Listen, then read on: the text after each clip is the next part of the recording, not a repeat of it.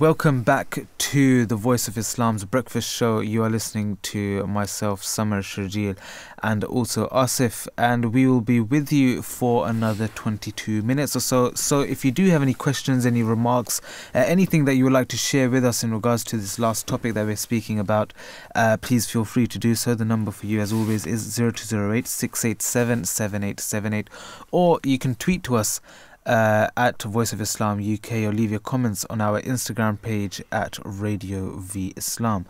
So the last segment that we have for you is in regards to London Underground being criticised over a heartless comment or announcement that they made, in which they told passengers not to encourage beggars. So the London Underground has been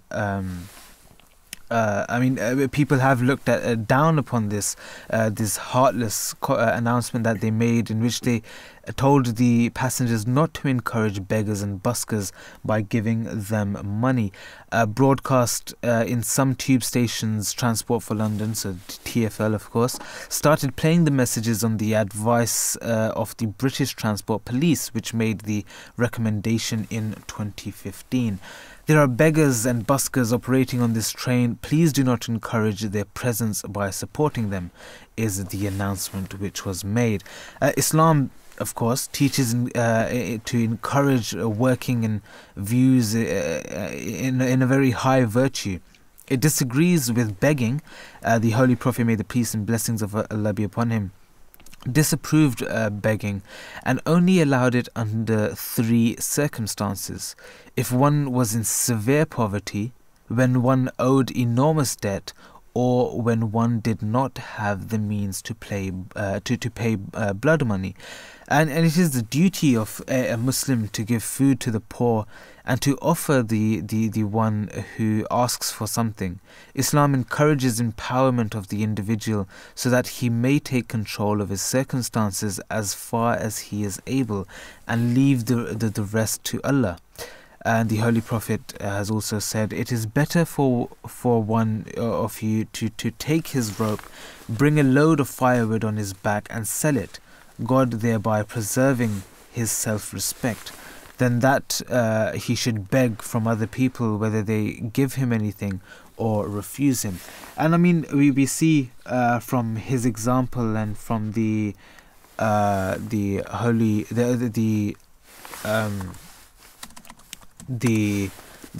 Quran, of course, as well, in which he mentions 2 different people. So the gharib and the miskeen. The gharib being those who are poor, and the miskeen being those people who are, of course, they are also poor, and they're not able to basically live a normal life.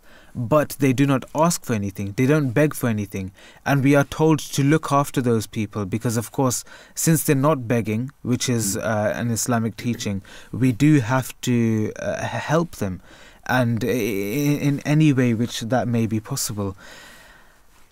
And I mean, also referring to the rough hands of a labourer as the hands that God loves. Self-reliance is only part of a Muslim's thinking, because it is also coupled with reliance on Allah. There are countless examples of Allah answering prayers concerning financial hardship when there seemed no other way. So, the teachings of Islam is that if somebody is, or somebody doesn't have the means to the means for living as well, that person should try his very best to try and make alms meet, do something, learn a skill, learn a task, and in this way try their very best to stand up on their own feet. One of Allah's blessings and a solution of economic disparity is the institution of zakat. So zakat is a tax on the wealth of a Muslim, which is distributed to the poor.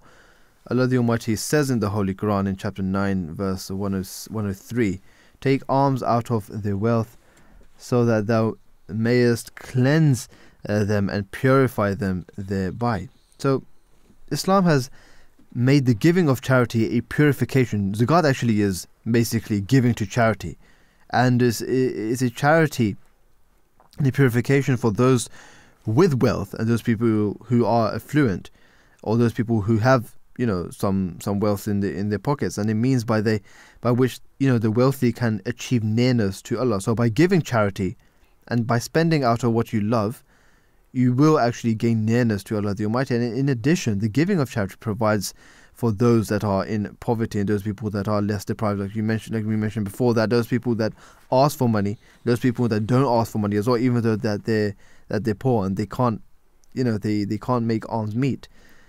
So there are two types of people that we have to take care of in society. Muslims, those people that are less deprived. So Muslims have been entrusted to give charity on many occasions, such as the birth of a child, the occasion of Eid, to receive Allah's blessings. And even those who have very little are actually encouraged to give charity, even if it's, you know, something very minute, something, even if it's food, even if it's clothes, or even if it's labor, or even smiling at somebody is an act of charity. So wonderful examples of generosity are actually found, you know, throughout the whole life of the Holy Prophet. May peace and blessings of Allah be upon him and his family. Those who, you know, those people that were going through hardships. There's many examples of that as well, but more of that, we'll speak about that later. We do have with us on the line the co-founder of the Kindness Offensive, which has grown since 2008 into the world's largest creator of random acts of kindness. The Kindness Offensive is best known for its massive giveaway events, which regularly involved lorry loads of goods and hundreds of volunteers, all focused on supporting good causes and brightening up the world. They do all their work without collecting a single penny from the public. David Goodfellow is the recipient of a prestigious Points of Light Award from 10 Downing Street in recognition of his record-breaking charity work. He is also one of the 4 members of the Kindness Offensive to have been honoured with a place on the Independent on Sunday's annual Happy List, which is, of course, a list of the UK's most influential and impactful happy people. Good morning, peace be upon you, and welcome to the show, to the Breakfast Show, David Goodfellow. Hey, good morning. How are you guys doing? Awesome. How are you? Yeah, very well, thank you. Thank you for having me on. It's a pleasure to have you on.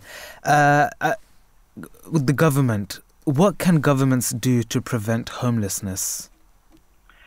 I think we live in a society which is dominated by very powerful, I guess, mythology. This idea if you work hard, you can get anything you want. And that's very potent.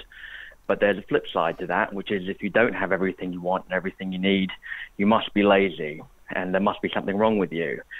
And that is a very unkind way to view people at the bottom of society. Yeah. Many years ago, hundreds of years ago in England, people who were at the bottom rung used to be referred to as unfortunates.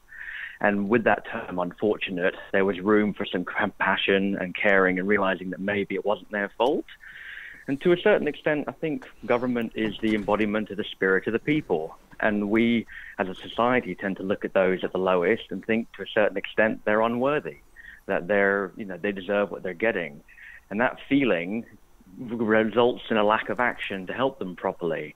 So I think the government could have a bit more compassion, could be a bit more charitable, and look at these people and realize, hey, it's maybe not their fault that they're in this position, and maybe they could use some help. On a practical level, I know because I do quite a lot with different charities to help homeless people, there is help for homeless people, but it's incredibly difficult for them to access that help, whether that's on purpose or not, but certainly they haven't tried to make it easy for them to access that help. So I think there's the compassion level, and on the practical level, I think a good starting point would be make it easier for these unfortunate people to access the help that society already has in place for them. Yeah, most certainly. The article states that giving to the beggars and buskers will actually encourage them. So, I mean, what do you think in regards to that? Do you think by giving them money, we will encourage them? And if so, what do you think we should do instead, as the public? Honestly, what's wrong with a bit of encouragement, hey? Yeah. But seriously, there's something I think a bit rotten with that question, and I'm not rotten with you asking it, because it's a question that gets asked a lot. But let's think about that for just a moment. So there are beggars out there, and the idea is that you put a pound, or even let's say, top end, £100 get put in their hand. But I don't think it's ever happened that any beggar in the world ever has looked at that £100 and thought, you know what? I'm not going to become a neuroscientist or a firefighter or a teacher. I'm going to continue begging because I've had this encouragement. You are at the lowest ebb of your life if you're begging. You are suffering from severe poverty. And I do not think that, the idea that you're encouraging this activity is actually a worthy thought for compassionate, kind, open-minded people to have, to be honest. David, what's the issue then of homelessness? Why is it increasing so much? I think, like I said at the start, I think there's a kind of attitude towards helping people at the bottom rung, which kind of breeds this. I think also there's a lack of creative thinking within government about how to tackle this problem, a lack of focus on it. At the end, politicians end up serving those who vote for them, and not many homeless people vote. So they're not really a demographic that needs their attention in order to gain power. So I think there's a whole cauldron of reasons, all of which, like many of the problems that face humanity, are eminently solvable.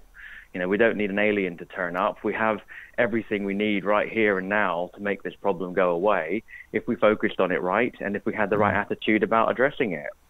Right, but we see that because of the reason, but the homelessness is actually increasing, and the government, obviously should do more to try and help those people that that are homeless, those people that don't have money to eat. But is homelessness a hidden issue for society? I'm a Londoner, and it's certainly not hidden to me. It's very hard to move around central London at rush hour without tripping over the homeless. Increasingly, more and more homeless people are very, very visible. So it's not invisible to me. I'd wager it's not invisible to you. There's a difference between choosing not to look at something and something actually being invisible. The different categories of thing.